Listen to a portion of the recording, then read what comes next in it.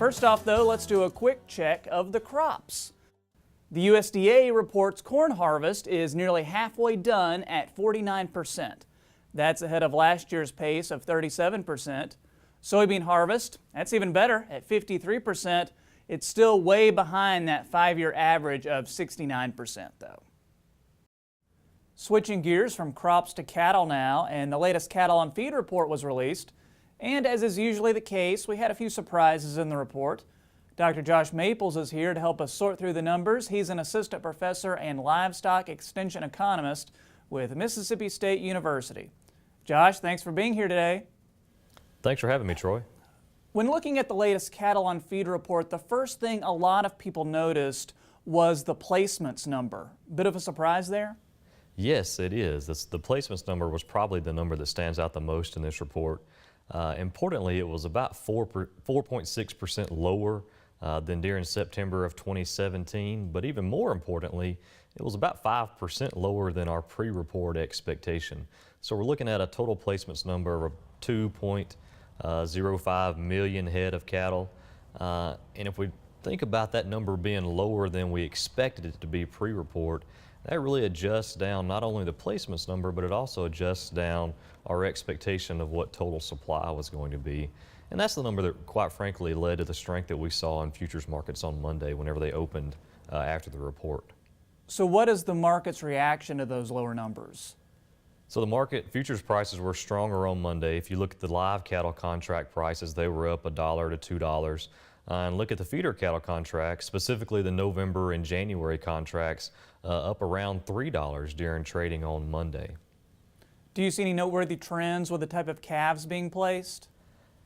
Absolutely. This is a very interesting story. And so if we look at the weight categories of placements, really the trend over the past few months has been placements of lower weight calves, and that trend continued into September. We talked about a decrease in the number of placements relative to last year. Really all of that decrease, or the majority of that decrease at least, can be attributed to placements of cattle weighing more than 700 pounds. We still saw relatively strong placements of cattle in that less than 700 and less than 600 pound categories. And that's been the trend for the past few months.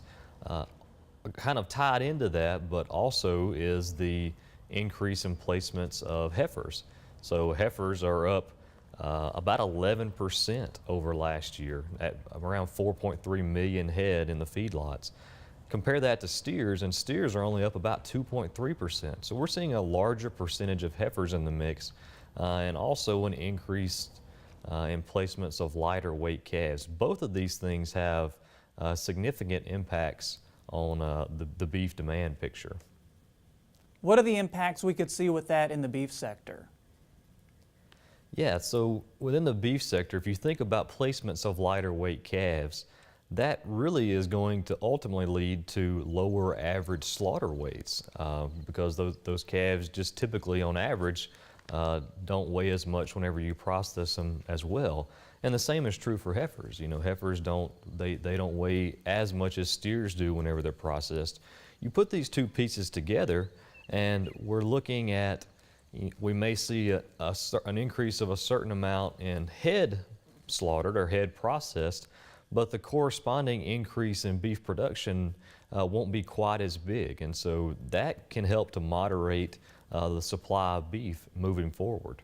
And in addition to the placements number, marketings were down too. What do you think happened there, and does it concern you? So the marketings were down 3.6% compared to September of 2017. That is certainly a number to keep an eye on. I will say that for this report, it was very well anticipated. I don't see a lot of market impact as far as prices for that number coming out of this report because we expected that number.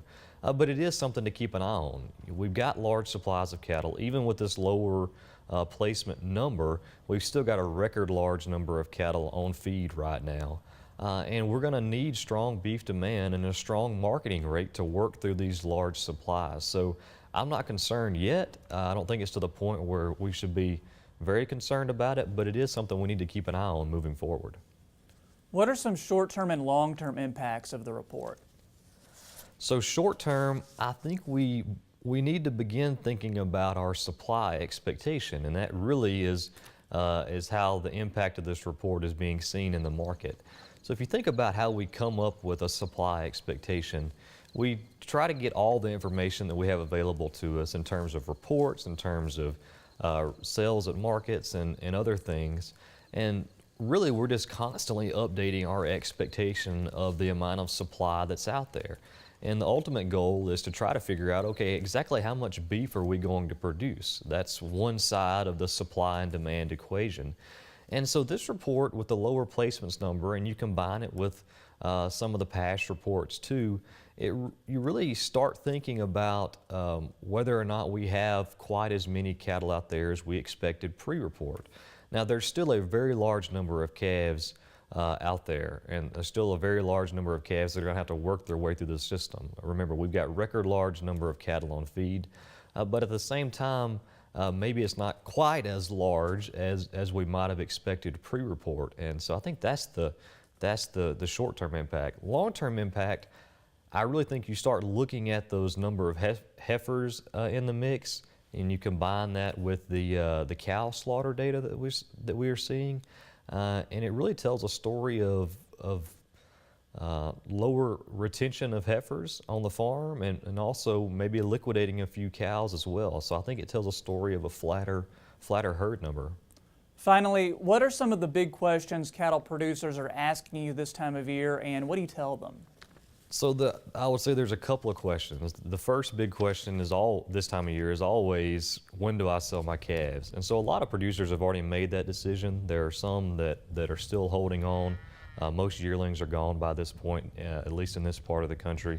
But my response to that is, we've seen some pretty strong markets, some pretty strong market prices this year. We haven't seen the large seasonal decline that we might expect, especially in times of larger supplies. So this year, I think the story really comes down to how well you can manage your cost of gain. And if you can put pounds on those calves cheaply, then you can afford to hold them out and not be quite as concerned about the market price falling out on you. The second piece is kind of connected to the previous question. Producers want to know, when are prices going up again? When's the cattle cycle going to turn back down? And I don't think we have enough evidence to suggest we're heading towards any kind of declines in the herd, but I do think we've got some evidence out there to suggest that over the next year or two, we're going to see quite a bit more flatter herd numbers. Using the cow slaughter numbers and the heifer slaughter numbers, I think we can expect to see a relatively flat herd growth over the next year or two. Dr. Josh Maples, we appreciate you taking the time to share your insight with us today. We'll do it again soon. Thank you, Troy.